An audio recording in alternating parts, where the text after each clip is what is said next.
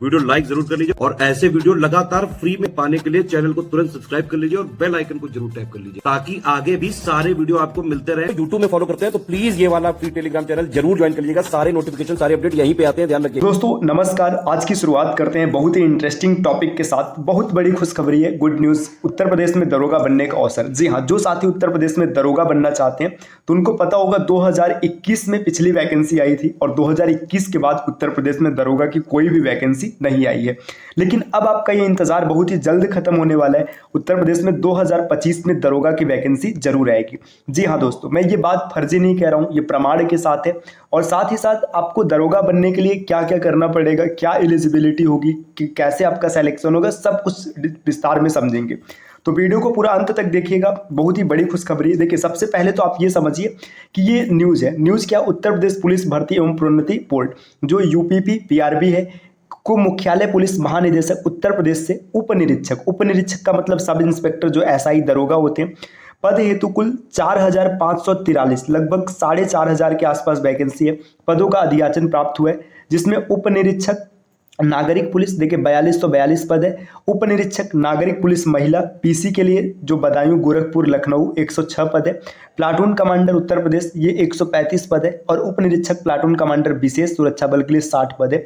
Overall कुल लगभग 4,543 पूरा पद है। आप मान के चल सकते हैं कि 4,500 है। इसमें अलग अलग तरीके से, लेकिन ये 4200 वैकेंसी 4242 ये सामान्य वैकेंसी है। अब देखिए, उक्त विज्ञप्ति का प्रकाशन अप्रैल माह के अंत तक संभावित है। विज्ञप्ति संबंधी सूचना बोर्ड की वेबसाइट uppbpb.gov.in पर यथासंभव प्रकाशित की जाएगी। तो देखिए, ये बड़ी न्यूज़ ये है ना कि लगभग 4,543 अभी तो इतनी है, बाद में ये बढ़ भी सकती साथियों, क्योंकि इससे पहले लगातार ये बात चल रहा था कि कहीं ये चल रहा था कि 6,000 दरोगा का पद है, कई जगह बात हो रहा था 7,000 8,000 9,000। तो अभी तो इतना है, लेकिन आगे बढ़ने की प्रबल संभावना होगी, वो बाद की बात है। लेकिन ये बहुत गुड न्यूज़, बहुत अच्छी गुड न्यूज़ है। इस पर आप वीडियो को लाइक कर सकते हैं, चैनल को सब्सक्राइब भी कर सकते हैं। अब बात ये करते हैं कि दरोगा कैसे बनेंगे, क्या होगा आगे का राह। देखिए, सबसे पहले तो इसमें योग्यता की बात करते हैं कि क्या योग्यता होनी चाहिए। साथियों, अगर आप यूपी में दरोगा का एग्जाम देना चाहते हैं तो इसमें बहुत ही सामान्य सी योग्यता है। सबसे पहली योग्यता तो ये कि आपके पास ग्रेजुएशन होना चाहिए। ग्रेजुएशन का मतलब स्नातक होना चाहिए। ये किसी भी फील्ड से हो, इससे कोई फर्क नहीं पड़ता है। आपने बीए किया है, बीएससी किया है, बीकॉम है, बीटेक है, कोई फर्क नहीं है। आपके पास सामान्य स्नातक की डिग्री होनी चाहिए, पहला पॉइंट। दूसरा पॉइंट, आपकी जो उम्र है, उम्र 21 से, अगर आप यूपी के हैं और अनरिजर्व्ड कैटेगरी के, अभी हम लोग बात अनरिजर्व्ड की कर रहे हैं, या फिर जो अदर स्टेट वाले हैं, इन सब के लिए क्या योग्यता होनी चाहिए। उम्र की बात करें तो 21 से 28 वर्ष, ये सामान्य उम्र है, 21 से 28 वर्ष। बाकी जो उम्र के लिए छूट मिलती है अलग अलग कैटेगरी को, ओबीसी एससी एसटी, वो जैसे रहती है पहले वैसे ही रहेगी।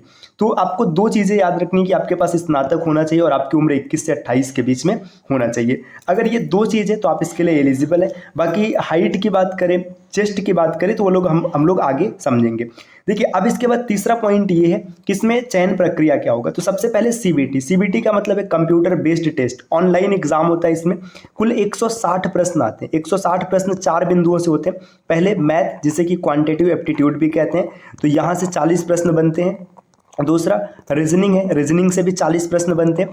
तीसरा हिंदी, ये बड़ी अच्छी बात है कि इसमें हिंदी आता है, हिंदी के 40 प्रश्न होते हैं। आप आसानी से प्रश्नों को सॉल्व कर सकते हैं। जिनको इंग्लिश से डर लगता है उनके लिए भी काफ़ी बेहतर ऑप्शन है। और चौथा है जीएस। अब यहाँ पर जीएस थोड़ा सा अलग होता है। जीएस में मूल विधि मतलब बेसिक लॉ भी शामिल होता है। मूल विधि, संविधान, जीएस, इन सबसे मिलाकर 40 प्रश्न आते हैं। कुल 160 प्रश्न होते हैं। इसका पूर्णांक होता है दोस्तों 400। एक प्रश्न 2.5 मार्क का होता है और इसमें कोई भी निगेटिव मार्किंग नहीं होती। नो निगेटिव मार्किंग, ये भी आपको याद रखना है, कोई भी निगेटिव नहीं होगा। 160 प्रश्न, पूर्णांक 400, निगेटिव मार्किंग नहीं होती है। जो भी विद्यार्थी इसमें सफल होंगे, इनमें सफल हुए विद्यार्थियों का डीबीपीएसटी होता है। डीबीपीएसटी का मतलब है डॉक्यूमेंट वेरिफिकेशन।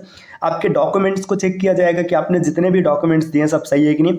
पीएसटी मतलब फिजिकल स्टैंडर्ड टेस्ट, इसी में आपकी हाइट चेक होती है। तो जो सामान्य हाइट होनी चाहिए 168 सेंटीमीटर, ये सामान्य वर्ग के लिए पुरुषों का होना चाहिए। और चेस्ट की बात करें तो चेस्ट आपका 79 to 80 4 ये होना चाहिए, 79 नॉर्मल होना चाहिए, एक्सपेंड करने पर 84 होना चाहिए। बाकी जो अन्य वर्गों को कुछ छूट मिलता है जैसे एसटी है उसमें जो छूट मिलता है तो छूट रहेगी हाइट में, और महिलाओं को भी जो सामान्य स्तर रहता है वो रहेगा। इसके बाद जो डीबीपीएसटी में सफल होंगे उनका पीईटी होगा। पीईटी का मतलब होता है फिजिकल एफिशिएंसी टेस्ट, जिसे कि हम लोग दौड़ कहते हैं। अब दौड़, ये वाली दौड़ कांस्टेबल के दौड़ से थोड़ी सी आसान होती है। दौड़ तो 4800 मीटर की होती है साथियों, जैसा कि कांस्टेबल में होता है, लेकिन यहाँ पर समय 28 मिनट का मिलता है। देखिए सामान्य जो कांस्टेबल की दौड़ होती है उसमें 25 मिनट का समय होता है, तेज भागना होता है, यहाँ पर 3 मिनट का एक्स्ट्रा समय मिलता है, ये प्लस पॉइंट होता है। इसके बाद मेडिकल होगा, मेडिकल के बाद आपका फाइनल सिलेक्शन हो जाएगा। जो मेडिकल होता है वो पहले यहाँ पे पीटी होगा तो फाइनल मेरिट आएगी, फिर आपका मेडिकल होगा और आपका अंतिम चयन होगा। तो यहाँ पर आप दरोगा बनने की पूरी प्रक्रिया को समझ चुके हैं। अब थोड़ी सी बात करते हैं सिलेबस। देखिए सिलेबस की अगर बात करें तो सिलेबस हम लोगों ने पीछे भी समझा है। जो मैथ्स की बात करेंगे ना, तो मैथ्स जो वही बेसिक मैथ्स होता है, परसेंटेज हो गया, प्रॉफिट लॉस हो गया, और इसके बाद डिस्काउंट है, मतलब जो सामान्य मैथ चलता है सभी एग्जाम में, एसएससी हो गया, एसएससी के एग्जाम में या फिर वनडे एग्जाम में जो मैथ चलता है वही रहेगा। अगर रीजनिंग की बात करें तो जो सामान्य रीजनिंग चलता है वही रीजनिंग रहेगा, कुछ भी इसमें एक्स्ट्रा या फिर अलग से नहीं आने वाला है। हिंदी जो कांस्टेबल में हिंदी चलती है वही रहेगी, थोड़ा सा विस्तार में रहेगा। अब यहाँ पर जो जीएस का सेक्शन है ये थोड़ा सा आपको ध्यान देना। जो बेसिक लॉ होगा यहाँ से प्रश्न आएंगे, पॉलिटी होगा, पॉलिटी का मतलब कॉन्स्टिट्यूशन की बात करेंगे, यहाँ से प्रश्न आएगा। और इसके बाद जो जीएस होता है, जीएस मतलब history, polity, economics, current affair, science, ये सब मिला जुला रहेगा। सिलेबस में अपने पीछे देख रखा है 160 प्रश्न बनेंगे और इसके बाद 400 इसका पूर्णांक होगा। अब अगले स्लाइड पर आते हैं, बात करते हैं कि कट ऑफ क्या होनी चाहिए। अगर एक्सपेक्टेड कट ऑफ की बात करें तो जो पिछले बार की कट ऑफ रही थी 2021 की जो वैकेंसी आई थी उसमें जो कट ऑफ बना था साथियों, ये 117 प्रश्न पर सिलेक्शन हुआ था। अगर मैं सही हूं तो एक बार आप इसे क्रॉस चेक जरूर कर लीजिएगा, शायद 117 ये 117 या फिर 120 के आसपास ऐसे ही सिलेक्शन हुआ था। तो आपको अब ये समझिए, ये वैकेंसी 4 साल बाद आएगी, पहली बात। और पिछली बार वैकेंसी भी ज़्यादा थी, वैकेंसी लगभग 9000 के आसपास थी, तो वहाँ पे कट ऑफ थोड़ा सा कम था। तो इस बार ना आपको 160 में कम से कम 125 से 130 का टारगेट रखना है साथियों। 130 प्लस ही होना चाहिए, 25 से 30 नहीं, 130 प्लस का आपको टारगेट रखना है। तो अब ये समझिए कि 130 प्लस अगर आपको स्कोर करना है तब आपको कहाँ से पढ़ना चाहिए, आपको पढ़ना चाहिए स्टडी फॉर सिविल सर्विसेज। जो बेस्ट स्टडी मटेरियल आपको मिलेगा स्टडी फॉर सिविल सर्विसेज। इसके अलावा आपको कहीं पर भटकने की आवश्यकता नहीं। अगर आप कहीं पर भटक रहे हैं तो समझ जाइएगा कि आप अपना समय बर्बाद कर रहे हैं।